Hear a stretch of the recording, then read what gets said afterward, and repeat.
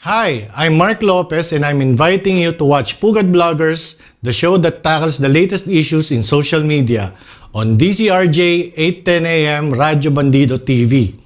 Watch and listen to Pugad Bloggers, Monday to Friday from 7 p.m. to 8 p.m. Airing on Sky Cable Channel 224 and on all DTT boxes. Simulcasting online on Facebook and YouTube. Listen and watch on your mobile devices. Just search DZRJ Radio Bandido.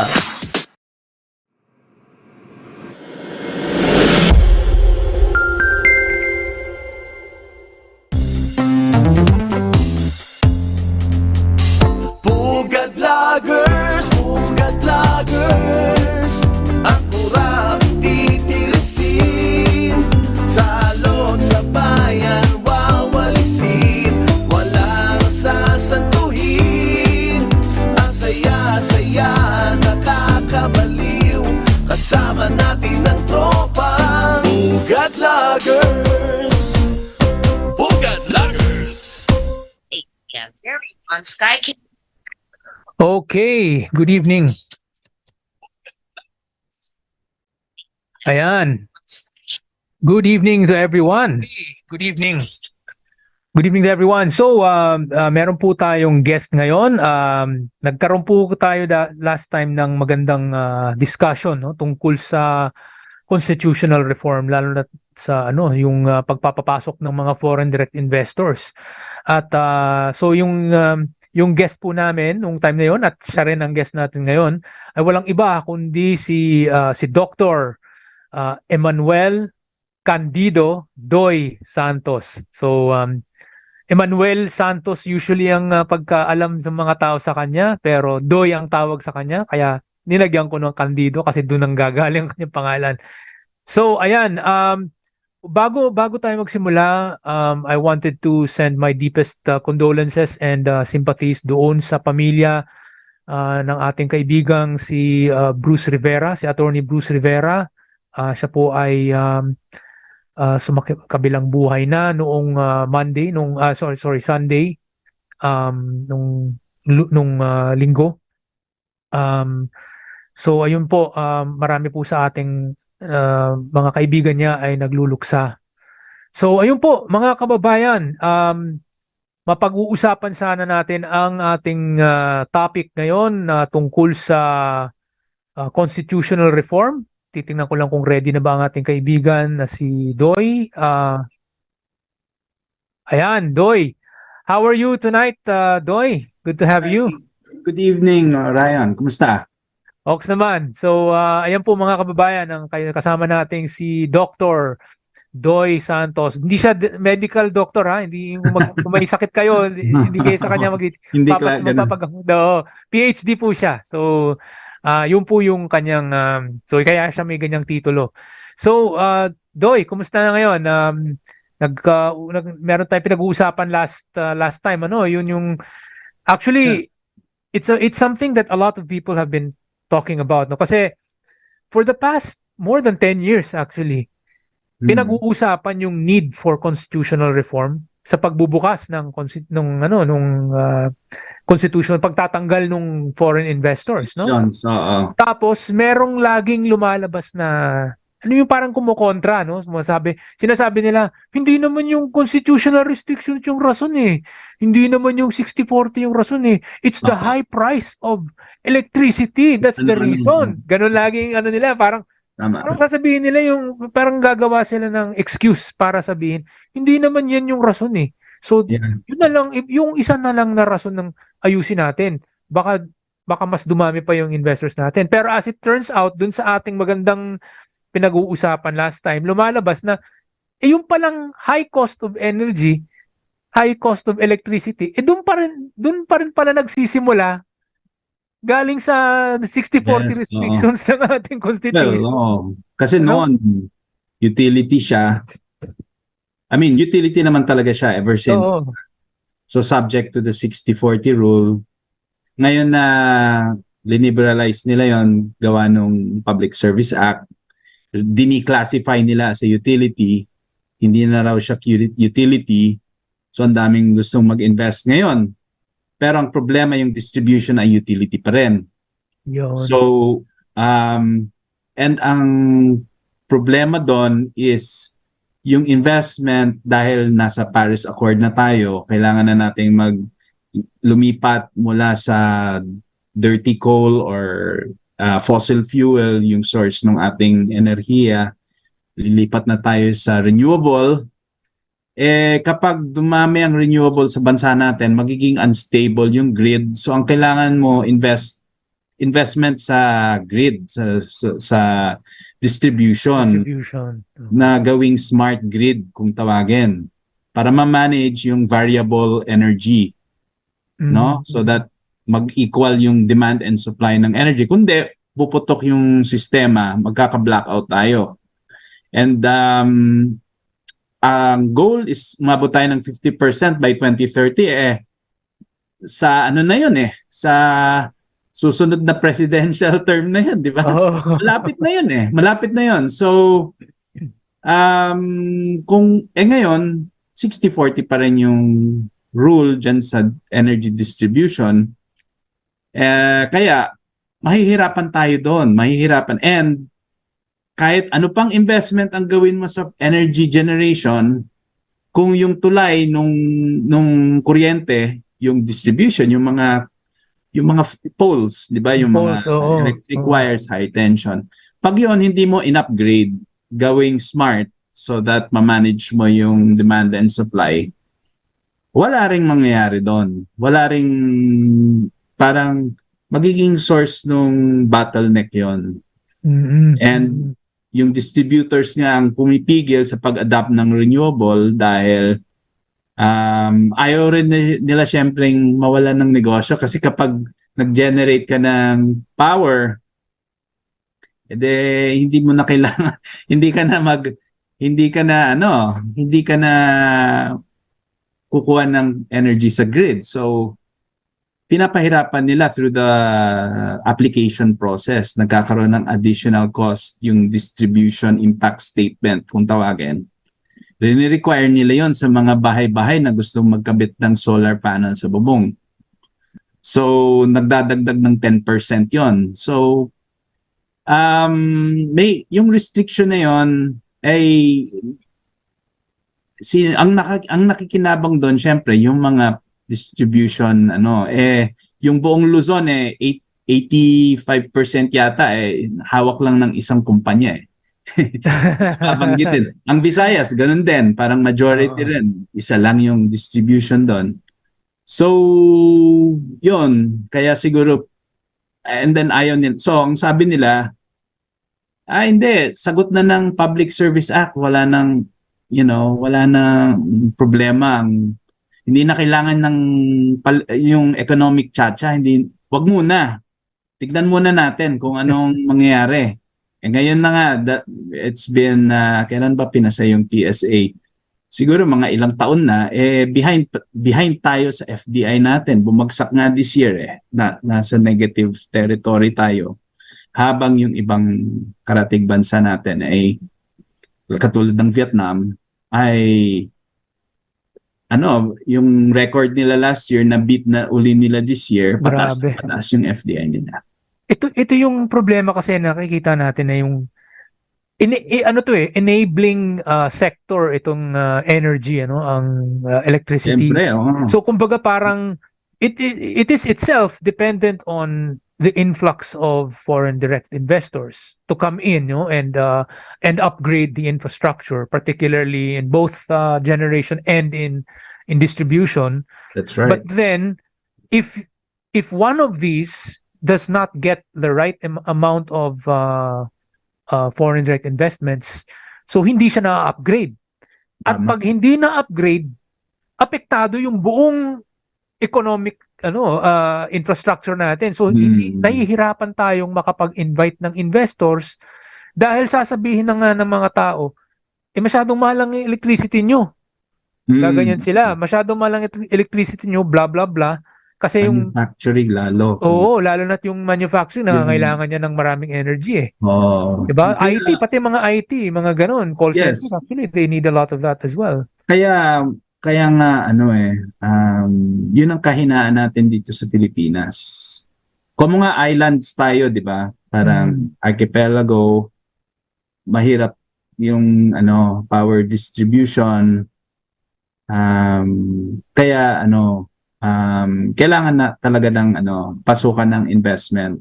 Kailangan ng upgrade sa systems na meron. Yun din. Kasi yung mga smart grid, kunwari sumobra na yung kapag kunwari during the daytime, pag hapon na, then yung sumisikat yung araw, sumusobra kunwari yung generation ng solar, commercial solar or rooftop solar, mayroon tinatawag na load shedding isi-switch off mo dapat yon. Yung distribution company ang nag-aano nun. So, ang kailangan mo nun, smart grid. Yun yung tinatawag na load shedding. Kapag bumaba naman sa gabi, kunwari, umina na yung solar and wind mo, kailangan sabihin niyo yung yung generation. Yung mga peaking plants kung tawagan, yung mga either natural gas or coal or hydro or nuclear, kung magka-nuclear tayo, isi-switch on nila yon. So, yun ang magiging problema kasi natin pag hindi tayo nakapag-upgrade ng grid. Ganon. Nako, yun nga ang problema natin. So, parang ang nakikita kasi natin itong yung mga usapin ng energy, yes, napapasukan ng tawag nito parang political ideology instead of yung practical minded problem solving. Yes, no? yes. So parang nandiyan lagi yung actually, Orion, yung former economic planning secretary ni Marcos senior pa, si Professor Gerardo Sicat ng yes. Nagsusulat siya parati sa Philippine Star. Binabasa ko Oo. So yung latest nga niya, what is preventing us from growing, yun nga, he always harps on the economic restrictions in our constitution. So one of his most recent columns talked about how some people thought nga with yung Public Service Act na-solve na natin ang problema. Okay? But he is adamant, he's saying that ito October 27, 2023, so it's fairly recent. Kasi he was the planning secretary of Marcos Sr. from the 1970s to 1981. And nag-celebrate ng 50 years ang UP school. Siya yung nag-start ng 5-year plans, yung development planning. Hanggang ngayon, observe pa rin natin yan. Remarkable thing, buhay pa siya. And I saw him during the inauguration ni President Bongbong. I actually met him back in 2011.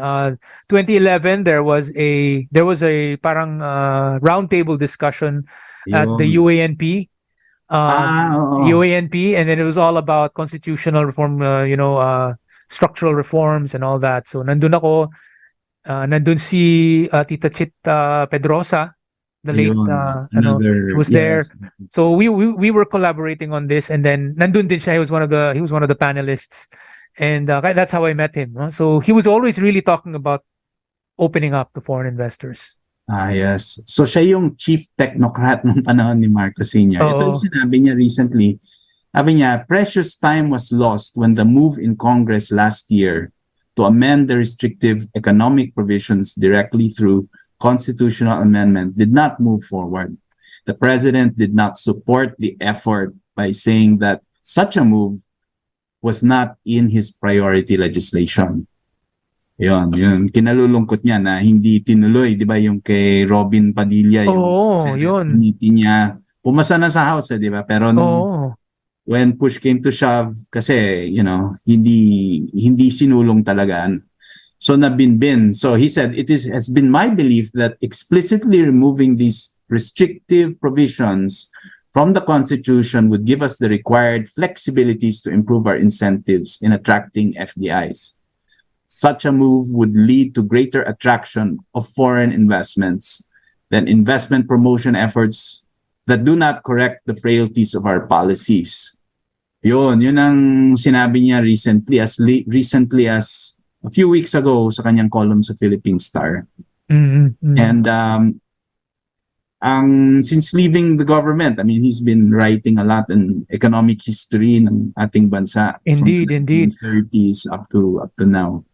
So yun yung consistent theme na lagi niyang inabanggit all throughout from the 1930s. Nagkaroon na ng restrictions up to the present constitution. So sabi niya, nag-liberalize na tayo, open up in many parts. Pero may ito kulang pa rin handbrake sa ating ekonomiya. Yun. I remember he wrote a very nice article many years ago where he was trying to explain sa mga ordinaryong Pilipino na meron tayong mga examples ng anong nangyayari sa isang lugar na dating mahirap o dating sleepy town na biglang parang yumaman dahil pumasok ang foreign investor. So ginamit niya yung example ng hometown ng father's family ko. So yung my father's clan, Okay. no? Sa Balamban, Cebu, no? So Balamban, Cebu is a very sleepy fishing town basically. Yeah. Until I think it was a consortium of businessmen, including the 𝗕𝗂𝗴𝗱 group, and then there was also, of course, during the time of the late Governor Lito Osmeña, where they decided to invest there in shipbuilding. So they set up facilities there that were able to attract I think Japanese and Korean shipbuilding companies, and then now, of course, there's so many other shipbuilding companies, including an Australian one, I think Austal.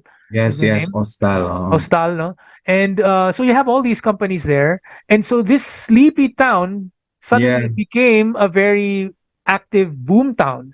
And now, ang daming mga remittance centers, I mean, yung mga parang tawag dyan, yung mga express padala, yung mga ang tawag dyan, yung mga Cebuana, of course, Liwilye. Ang daming mga nandun na mga taong galing sa iba't ibang parte ng Cebu or iba't ibang parte ng Visayas or pati ng Pilipinas na nandun nagtatrabaho tapos nagpapadala ng pera dun sa kanilang mga lugar. Nasa top 10 na yata tayo shipbuilders in the world Oo. Nasa top na tayo. And it's funny you should mention na it was the Japanese, the Koreans who brought the know-how with them, the Australians, so that now we have the know-how. Kasi ganyan na ililipat yung That's what we talked about last week, diba? It's more than the money. It's the technical know-how of how to actually do it. And ang Korea nga, how they became a shipbuilding nation before it was the Scots that knew how to make ships. The Scots in the Scots in England. Yeah. And in the UK. Yeah. So diba si Adam Smith nandun siya yung trade, diba? It was a trading center. So the Scots knew how to make. They were the leading shipbuilders of the world. When the Koreans started their shipbuilding industry, they imported the technological know-how from the Scots, and then they overtook them. Just like with semiconductors, they brought it in, and now they're the leading phone maker, diba, yung Samsung. Yes. So that's how you do it. You bring in the technical know-how first, because in a land nga where there are no watchmakers, how do you become a watchmaker? Where there are no watches, how do you become a watchmaker? Yeah. Somebody has to come in who already knows how to make watches so that you can make watches. And then now nailipat na ng Korean sa atin yung technology, and now that we are gonna be upgrading our defense, our ships, because of yung geopolitics, in the maritime upgrading, our modernization, we can now benefit from from that industry that was born because people brought in the technical know-how. So it's that yun yung importante. In fact, people often when was the fastest period of growth in our history in the Philippines? A little bit of trivia. When was that? Modern, or I mean, like when we were already independent, or pre? Yeah, since our independence, kunwari, or even from the 1930s, the fastest period of growth. Naririnig mo yan sa mga tatay sa mga tatay. Was it post World War II, and then there was a lot of construction times and all that? Huh? It was in the 1950s, right? 1950s, yeah. The Philippines grew at an average rate back then of over 7% back in the 1950s. Now, and even during Marcos' time, President Marcos, hindi rin niya na equal yun eh. Now, some people might say, ano bang nangyayari nung time na yun? Hindi ba sarado tayo sa foreign investment or whatever, di ba? From what I know, maybe I'll hazard a guess. During that time, we may have been so-called closed, but we were open to the Americans because of the parity agreement, right? The parity rights, So sorry, we were growing at a rate of 6.4, but our industry was growing at a rate of 7 point something. Okay. So that was the highest. Kasi nung time ni Marcos, 60s was 4.93. 70s was 5.87. Syempre, nung 80s, bumagsak. And then we've been trying to recover ever since. If COVID had not happened, the 2010s would have exceeded the 70s, but not the 1950s. Wow. So, yun ba sabi niya, wasn't that the Filipino first? Yung time nung Filipino first?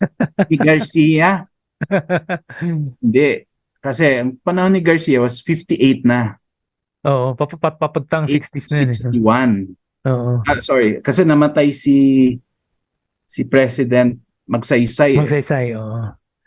And then so si Garcia nag-assume, I think 57 to pero yung Philippine First, pumasok yun mga 1958.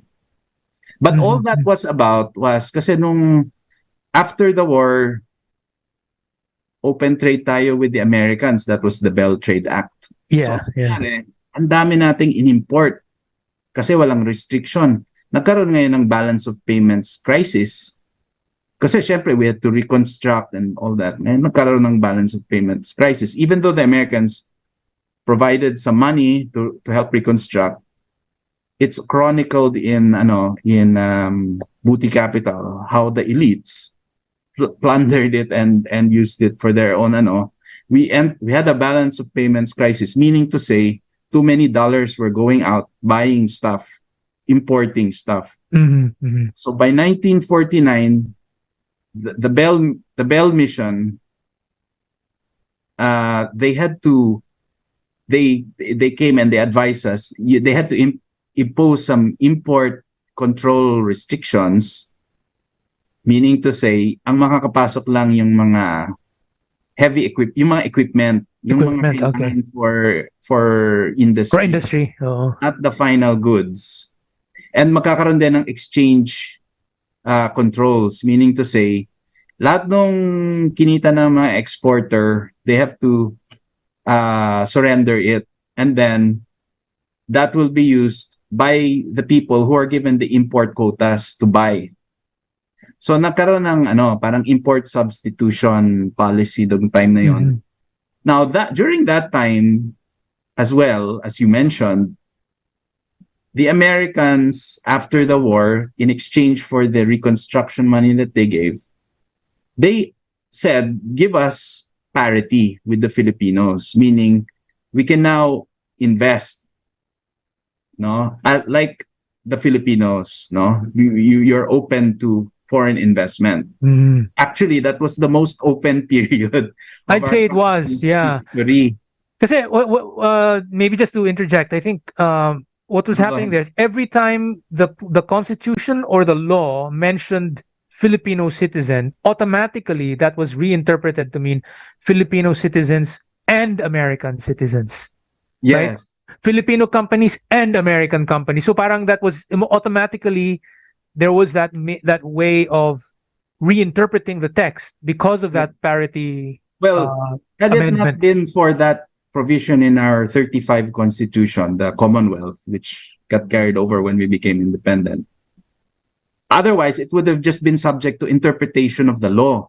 Yeah, yeah. So the Americans asked our Congress in 46 to amend our Constitution to grant parity rights to the Americans. Part of that was that we could not adjust our exchange rate without the US President's approval. Now that was a big stain. When you see the textbooks, it says it's a big stain on our sovereignty because, you know, we didn't have monetary independence, no?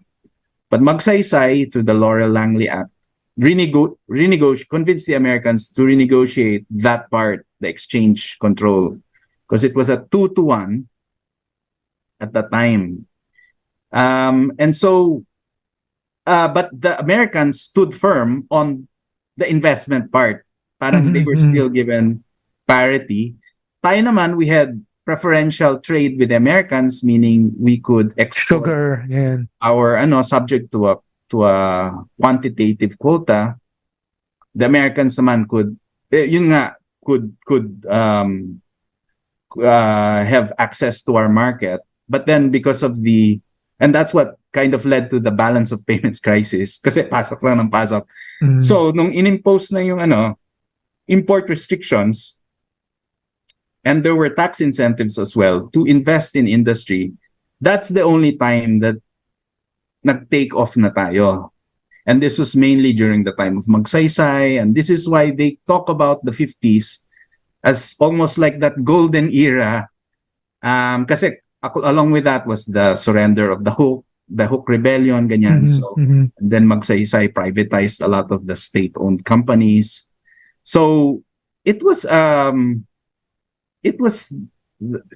our parang golden era nung time na yon, no? Then when we were starting to get rich. In fact, si Hutchcroft, he says that our industry went from 10% of the economy to 17% during that time.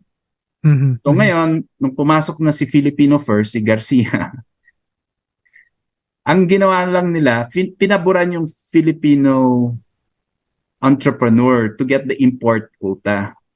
Okay. So ang pwede lang, so ang Filipino First lang ang pwedeng magpasok. So they now during that time bumagal yung growth rate. Bumagal naman yung growth rate. So I think yeah, so, kasi madalas sabihin nung time ng Filipino First nung 1950s napakalakas na natin, Pero actually, bumaba. Yeah, and then nagka-corruption. Kaya kinurap kasi yung sistema na yun eh. So ang nangyari talaga hindi when from 58 to it decelerated. Pa rin, it was still expanding but the growth had settled down. Double digit, So ganun ang nangyari, and after that came the period under Macapagal when they adjusted and when they allowed it to they liberalized again, yeah. The import. They allowed the exporters. They adjusted the exchange rate, and that gave a huge windfall to our agricultural exporters. Kasi I think from 2:1, naging 4:1 yata. So for every dollar, they were now earning 4 pesos. So yumaman sila. They earned the windfall. But syempre for the industrialists, mas nahirapan silang mag-import ng mga goods. It became more expensive for them. Yes. So so that's why our growth decelerated in the 60s. Marcos tried to reverse that trend, but his was through debt-driven, Yes. and then so in the 80s it crashed. So it that was the height of our industry when it reached nearly 40%. And since that time, it's just gone back down to the 30%, which is the same as the 1950s. It's gone back down. Eh. So, yun yung storya natin. But remember, all throughout, so after 74, when the parity rights expired. expired, remember, and then we had the new constitution nung time ni Marcos, which had more restrictions. So it was as if we were reclaiming our. Now, I would just like to say, some would say, well, hindi ba dapat we should rely on our domestic Filipino entrepreneur? Shouldn't we have? Hindi ba tama yun na dapat Filipino first muna? Ganyan. Kasi ang problema nga dun sa ganung klaseng pag-iisip is that walang technical know-how yung Pinoy nung time na yun eh. Oo. So it was commented by Hutchcroft na most of the Filipinos were producing under license from US companies. So like yung mga Mongol pencil, yung mga crayon, they were producing this pero under license. So meaning to say the technology is coming from the American company, license lang sa Filipino for a time na gamitin yon, which is a good way really of it's a form of technology transfer, diba? It is. Pero syempre and it's chronicled in 𝗕𝗂𝗴𝗱's book, yung The Pretenders. Where he talks about there were this was during the time ng mga nationalist sa Senate. May scene dito in the book. This is fiction, by the way. Pero based on true life, kasi there's this board meeting na nandun this certain Senator Reyes who's a nationalist. Siya yung legal counsel. Then you had a Spanish, an American, and a Chinese. And then kinikwento rito, nang ginagawa pala nila, linuluto pala nila yung import, inflate nila yung price ng makina. And then yung sobra, hindi niya babayaran yung buong price, ini-inflate lang. Ginagawa ng mga smuggler ngayon, binababa yung price, pero nung time na yon, tinataasan yung price. So yung sobrang, yung patong, they would funnel it to a Swiss bank account. Parang ganun yung. But it was all enabled by this so-called nationalist senator who was actually advising them. And sila naman, the American, si Mouth ba yun? There's a Chinese named John Lee, and there was a American, anyway, they married, so the American married a lady from Negros, and then the Chinese married his maid from yung mga ganon, and so treated as na sila, parang kumbaga they're behind the wall. they had access through their Filipino spouse. Yeah. Well, the American, I guess, through the parity, the parity as well, during that time. But he also married to an influential family now. So this is the story of that time, that they were just bastardizing it. And also because they were just aiming to replace imports. And this is what Sikat says. Unlike Japan and Korea, whose aim was to target export the American market. Yeah. Ours was mainly agricultural exports to the American market. But the way Hutchcroft explains it is that we didn't have a sufficient length of time to deepen our industry. So kung yun napahaba lang yung process, unlike in Latin America where matagal na, since the 1930s pa sila nagsimula, and they weren't too much impacted by World War II. So nag-deepen talaga yung industry doon sa kanila. So nagkaroon talaga sila ng deepening, and pati yung mga yung sector of manufacturing grew. So they had a more substantial vertical linkage. Sa atin was more horizontal daw. Just had a bunch of these. So we didn't have, unlike in Japan, they started way much earlier, diba? MITI, the Japanese Miracle chronicles from the 1920s to the 1970s, but even before the 1920s, under the Meiji Restoration, diba? We were talking about that. Yeah.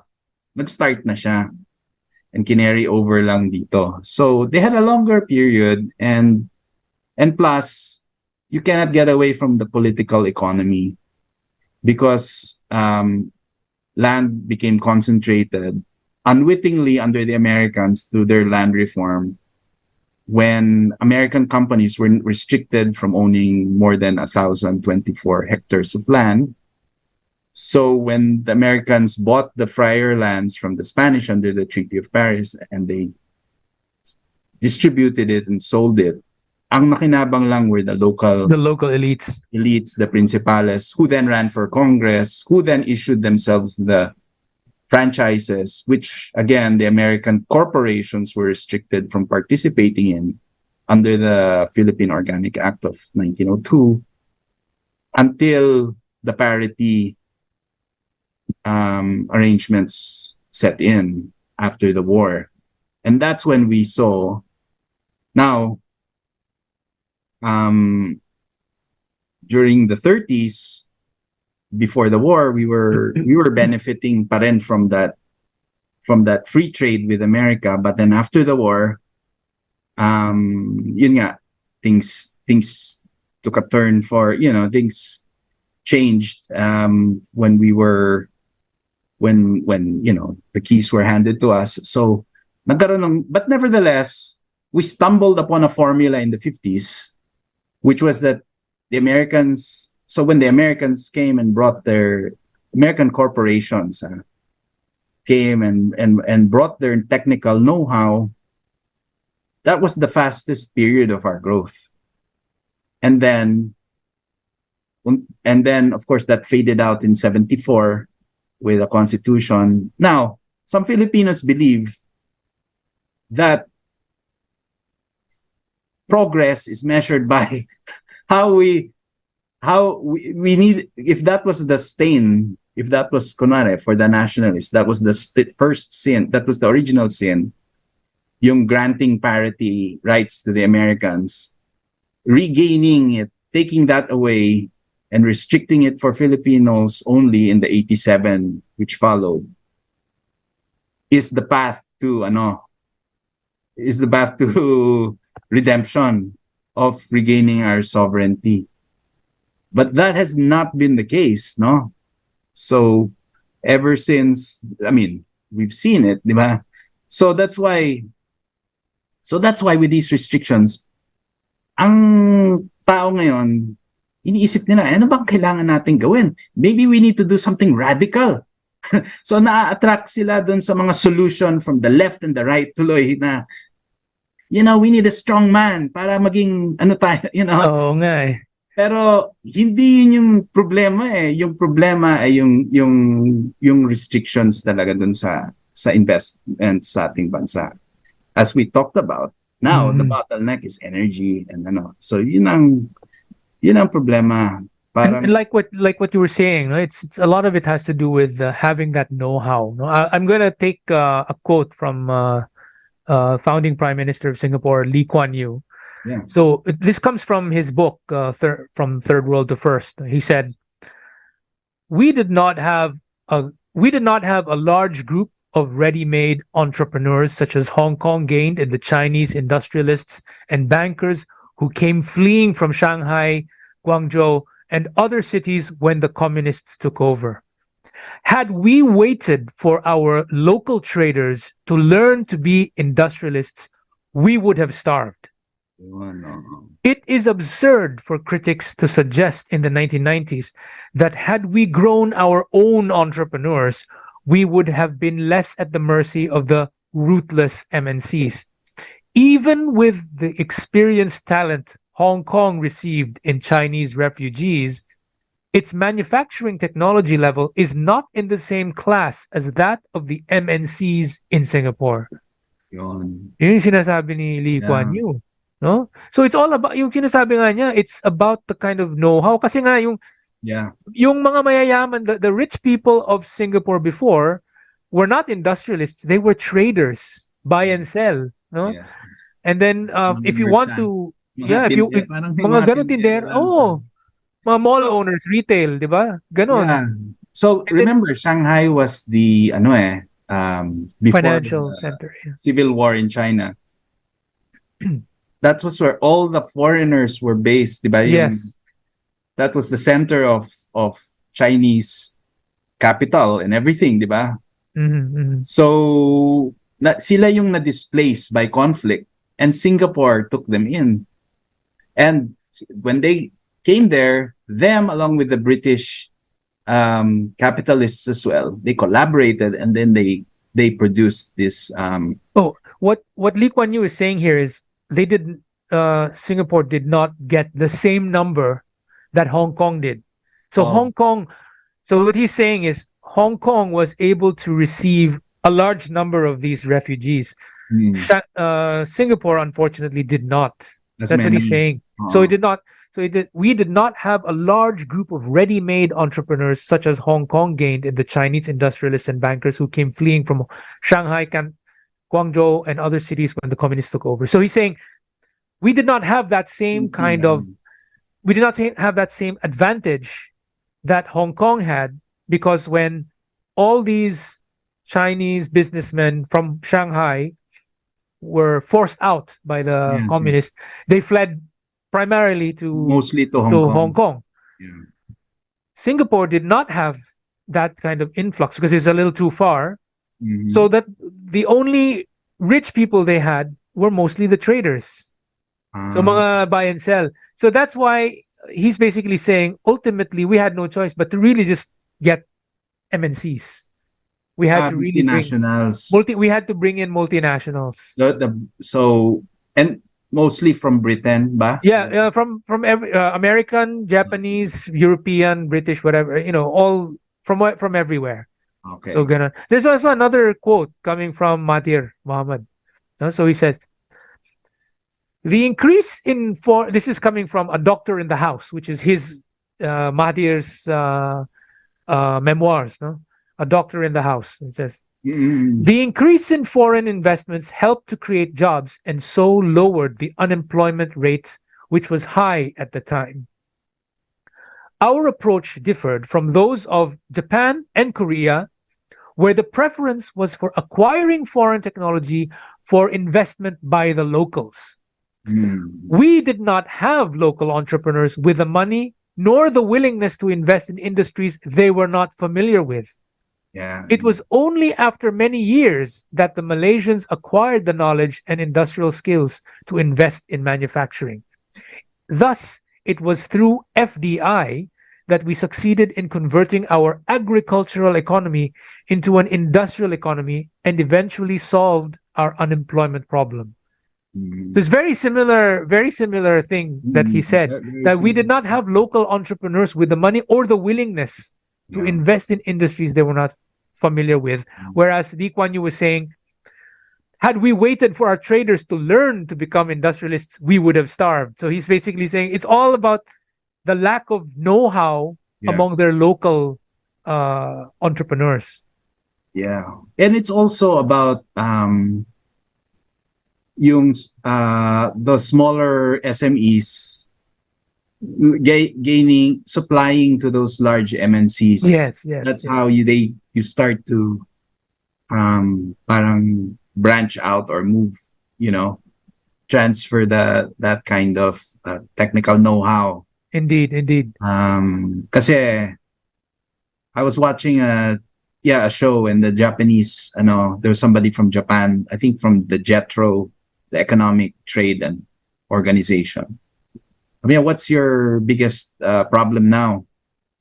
sabi niya, we need the suppliers, the supply chain. Mhm. Yun ang kailangan natin. So yeah, yun ang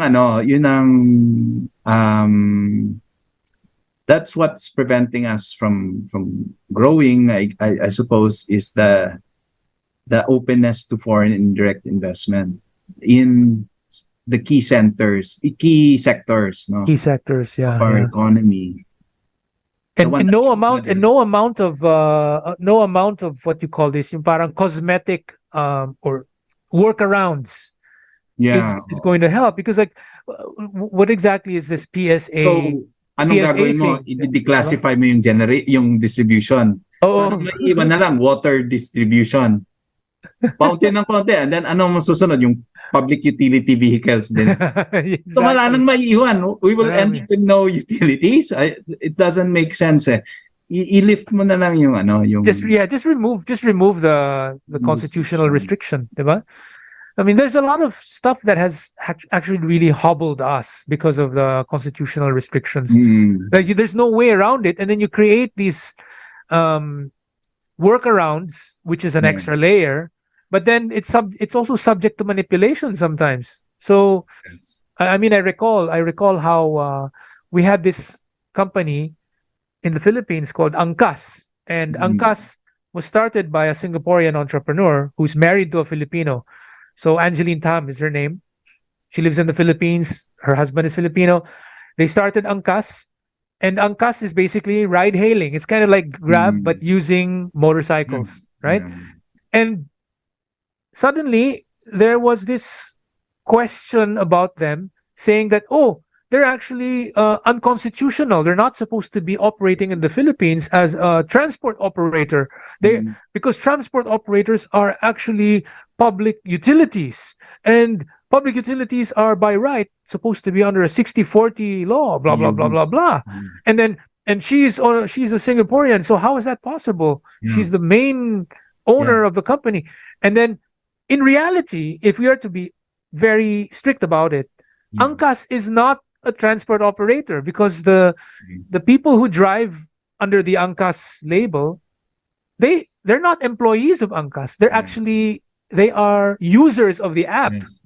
They're users of the app, diba? So even under the public sector app, kasi public utility vehicles are still utilities. Oo nga eh. So, pero tinan mo naman, na-transfer din yung technology doon by that foreigner na nagpasok dito. Kaya nga eh. Pero so nagkagulo lang. Nagkagulo. Actually, you know what? They had this workaround. First of all, so I was going to say, married to a Filipina. If she was not married to a Filipino, the only way he could have solved that was to divest. Yeah. Labas na siya. To be honest, no. It sends a bad signal to foreign investors. To be absolutely honest, Angkas had nothing wrong with it at all, because they are actually, for all intents and purposes, a tech company. They're an IT company. An app. They're an app. Yeah. It's an app. Pero yun nga, dahil macha-challenge pa rin sa court. Oo, china-challenge sila. Is so, na it can be, it's subject to opinions, it's subject to the opinions of people. It lacks flexibility, as Sikat said, and it creates uncertainty. Yeah. So this is what happened, right? So Angkas, which is supposed to be a tech company. Ang nangyayari sa atin, yung mga shady ang pumupunta rito. Yun nga. Pogos. Oh. Diba? Yun ang nagbo-boom sa atin. Yun nga. Kasi wala silang pakialam sa legality or what.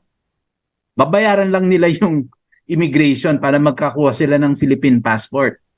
So what's happening in the Philippines is it's what we call in economics adverse selection. The bad ones are the ones being attracted. Yeah. The good players who want everything above board and pay their taxes and everything should be good corporate governance, sila yung nata-turn off.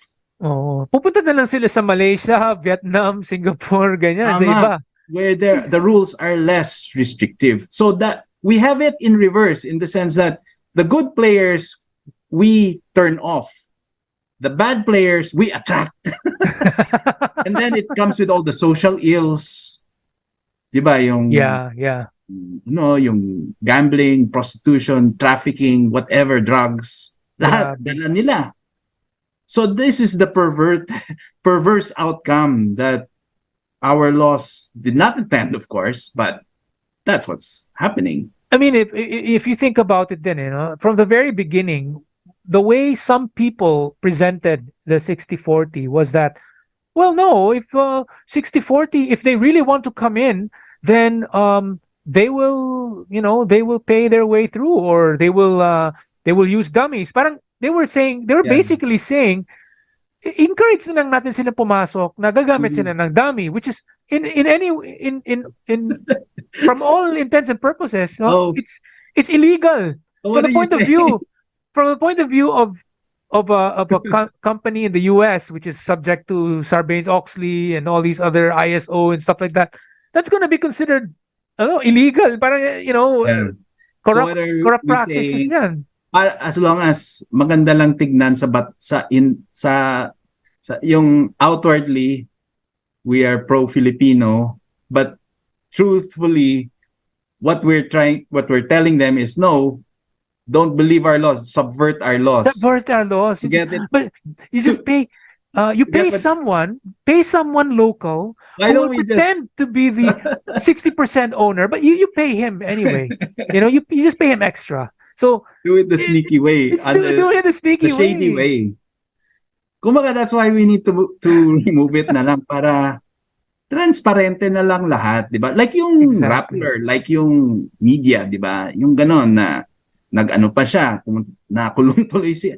Kasi nga yung ano ba 'yan, yung derivative para kasi 100% dapat ang media eh. Yung stock. So ang ginawa niya, so kung you're contorting yourself just convoluted, to be able to justify. And then sasabihin mo, hindi, freedom of the press, whatever. So let's just take that out so that transparente talaga, makita talaga na ito talaga. And then ito yung owners. So alam natin kung sino talaga ang behind dun sa company na yon. Hindi yung patago pa or may shell company, may layered whatever. We are encouraging the lawyers. We are diba? We are encouraging litigation, lawyers, accountants, whereas we should be encouraging productive activity, making things, producing, industry, value adding. I'm not saying that lawyers, but you know what I mean. It's like things that help generate jobs and lift wages. Ganun dapat. Yeah. Sayang no? Kasi all because of these restrictions, yung creativity ng mga Pilipino napupunta dun sa paghahanap ng pasikot-sikot, no? Ituturo sa foreigner na willing pumasok. Sige, pasok kayo, lagyan natin ng pasikot-sikot para ano. And what are we saying? Let's encourage corruption. Parang ganun If the restriction, you can just pay somebody. So what are we saying? Corruption na lang. Parang ganun. Diba? Diba? Imbis na yung doon pinasok yung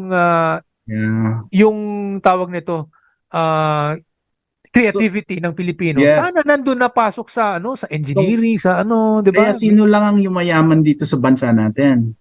Di ba? Kaya nga eh. Sino lang ba ang nakikinabang? Pag may nakita kang sports car na siguro yan, congressman o kaya taga customs o baka taga BI. Ganun eh. When it seep into the culture na pag meron kang Porsche or whatever, siguro yung tatay mo politiko. Ganun eh. Hindi yung if you go to Singapore or Japan, pag may nakita kang Maserating dumadaan, siguro yan, anak ng bilyonaryo, ganyan, anak ng tech entrepreneur. Sa atin, pag makita natin yon, smuggler siguro yan, It's either someone who is a gatekeeper or a gatecrasher. Smugglers are gatekeepers. Yeah, di ba? It's adverse selection. Yeah, adverse selection ang nangyayari. So yung mga Pilipino na productive or matino, nagigibang bansa na lang. So nagkaka-brain drain tayo. Ayun na nga. Yun ang nangyayari. So So sad. Grabe, no? It's really sad talaga. So sad. It's a very sad situation. Dalawa no? na tayo doon. Orion. Kaya nga eh. Ayun na nga eh. Hindi Yun na na nga natin eh. nasikmura or nahirapan tayo Oo. masyado. So mga kababayan, siguro just as yung background ni Doc. Basically top level civil servant siya dun sa Australia, sa state of South Australia. So kaya yung sinasabi niyang nangingibang bansa, talagang nagre-resonate sa aming dalawa yan, yung issue na yan. Yes. So yun. So we're actually on our final last 3 minutes. So Doc Doy, would you have any final words for our audience para naman we leave something with them? Yeah. Aside Well, from you. hopefully sana nasundan ng mga tagapakinig, tagapanood yung kwentuhan natin, ano? Ang dami nating tinalakay kasi. And it was more conversational, hindi na. But yung bottom line nga dito, so we've come to sinubukan na natin lahat eh. Infrastructure, anti-corruption, good governance, whatever. What's lacking is the know-how. Yun lang eh. And where does that come from? That comes from the people who have done it before. So the only way we can compete, kasi nasa low value tayo noon, ngayon kinuha na ng ibang bansa yun, is to advance to the next level. And the only way we can do that is bring the technical know-how, open it up, para wala na yung mga uncertainty and yung mga lagay-lagay, di ba? And ma-encourage yung talagang good type of investor, hindi yung mga pogo na yun ang nagbo-boom dito yung mga hindi sumusunod sa batas, yung mga ganon, nagdadala ng mga problema rito sa atin. So, kaya nangingibang bansa na lang yung mga Pilipino na disillusion kasi wala kang mapuntahan. So, yun lang yung punto natin, I guess dito, no, Ryan. Far from being not nationalistic, we are actually nationalistic. Gusto natin mag-improve ang Pilipinas. We believe na kaya natin to eh. Kaya. If we only open up and be progressive in our thinking, adopting new technology from abroad, and be open to the world. Exactly. Good. Well, thanks again to our guest, Dr. Emmanuel Santos, otherwise known as Dr. Doy Santos, no? Kaya nga Doy kandido, 'di ba? So yun. So mga kababayan, maraming salamat sa inyong pagtangkilik sa aming programa ngayon.